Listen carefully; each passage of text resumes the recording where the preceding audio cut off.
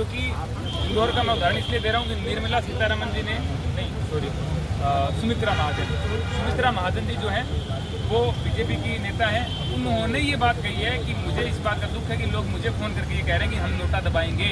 तो लोग समझदार हैं कि हम इस चुनाव में नोटा को वोट करेंगे, क्योंकि आपने लोकतंत्र के साथ खिलवाड़ किया है।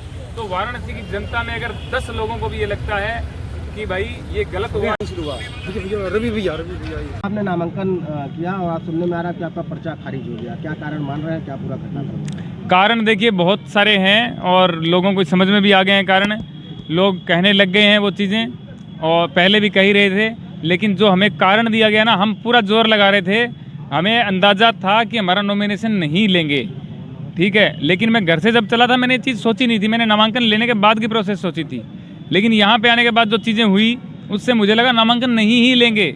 इतने ट्वीट, इतने मेल, इतने फ़ोन कॉल किए कि मुझे लगा कि 3 बजे के बाद में जो 27-26 लोगों का नामांकन कल हुआ है, 3 बजे के बाद में 26 लोगों का वो मेरे मेल ट्वीट से हुआ है, ऐसा मुझे लगा था।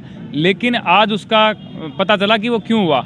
वो अगर नामांकन पहले हमारा ले लेते तो उसमें कुछ टाइम हमें मिल जाता, जिसमें वो कमी निकालते अगर छोटी सी भी, तो उसमें हमें टाइम मिल जाता, उसमें हम दे देते वो चीज़। उन्होंने आज हमें ये रीज़न बताया है, अपने मुंह से बोल करके बताया है कि आपका जो नामांकन है वो इस टाइम पे हुआ है 2:58 पे 14 तारीख को। हमने आप में जो कमियां निकाली है उसके लिए आपके पास डॉक्यूमेंट देने का टाइम नहीं है, तो वो आपकी गलती है, हमारी डीएम की गलती नहीं है। मैंने कहा सर आपने 5 बजे नॉमिनेशन लिया है, 2:58 पे नहीं लिया है। तो उन्होंने कहा तो फिर क्या हो गया, 5 बजे लिया तो आपके लिए लिया है नॉमिनेशन, तो वो भी नहीं लेना था। मैंने कहा सर वो लेना था, लेकिन आपने टाइम क्या लिखा है, 11:59 PM 14 तारीख, तब तक जमा करा सकते हो। इसलिए हम रात को ही डॉक्यूमेंट तैयार करके 10:15 बजे के लगभग यहाँ पे आए थे, और यहाँ पे आने के बाद में वेट किया। डीएम सर आए, डीएम सर आते ही बात सुनी नहीं, उन्होंने बोला भगाओ इनको, यहाँ पे पिकनिक मनाने आए हैं, ये तेरी नौकरी चली जाएगी, पुलिस वालों को बोला है, और हमें भगाया गया है।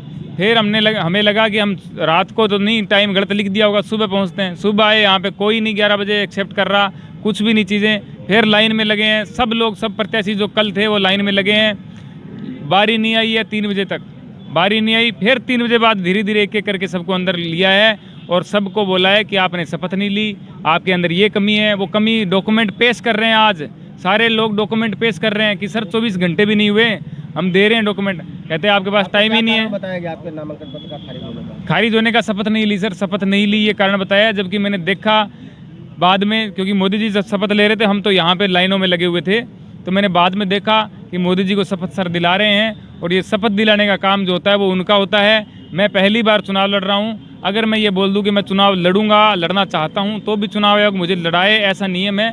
लेकिन मैंने तो पूरी प्रक्रियाएं पूरी करके और डॉक्यूमेंट वहाँ पे जमा कराए, लेकिन फिर भी शपथ दिलाने के बारे में, शपथ के बारे में एक शब्द सर ने नहीं बोला। और ये मेरे से पूछ लेते कहाँ है डॉक्यूमेंट, हो सकता है मैं दूसरी जगह कोई फाइल में होता है, मैं निकाल के दे देता, या मेरे को बोलते कि शपथ लोगे या नहीं लोगे। मैं बोलता नहीं लूँगा तो रिजेक्शन होता, मैं बोलता हाँ लूँगा, आप दिलाओ शपथ। किसी को नहीं दिलाई है, सबकी आंखों के सामने हुआ है। 26 लोग जो बैठे हुए उनकी आंखों के सामने ये सब हुआ है, और ये बहुत गलत हुआ है। लेकिन अच्छा इसलिए हुआ है कि लोगों का सपोर्ट मुझे दिखा। इतना सपोर्ट मैंने सोचा नहीं था जितना सपोर्ट मुझे मिला, तो कम से कम अच्छा इस बात का मुझे लग रहा है कि लोगों में इतनी तो जागरूकता है कि आज सोशल मीडिया पे जो हमारा सपोर्ट है वो बहुत ज़्यादा था।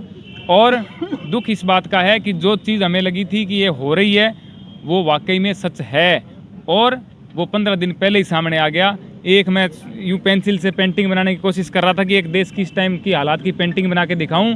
वो पेंटिंग जो है चुनाव आयोग ने प्रिंट करके दे दी है, बोले आप रहने दो बनाने को, ये ले जाओ, लगाओ, दिखाओ सबको, 4 दिन में काम हो गया आपका, निकलो इधर से।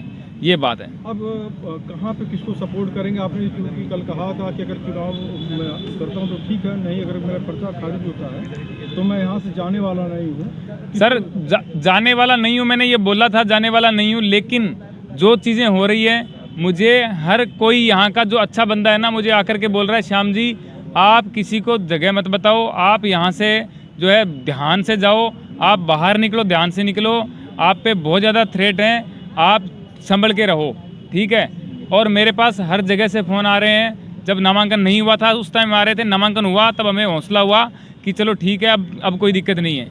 तो अब जो चीज़ है, मैंने तो ये भी कसम खाई थी कि गंगा मैया में डुबकी मैं तब लगाऊंगा जब मेरा नामांकन एक्सेप्ट हो जाएगा। अब तो एक्सेप्ट भी नहीं हुआ, लेकिन अब ये थोड़ी है कि माँ से नाराज़गी कब तक हो सकती है सर। माँ है गंगा मैया तो, और बेटे तो हम भी गोद लिए हुए हैं ही। मोदी जी अकेले थोड़ी हैं, कह के चले गए। लोकतंत्र तो जिंदा रखो यार।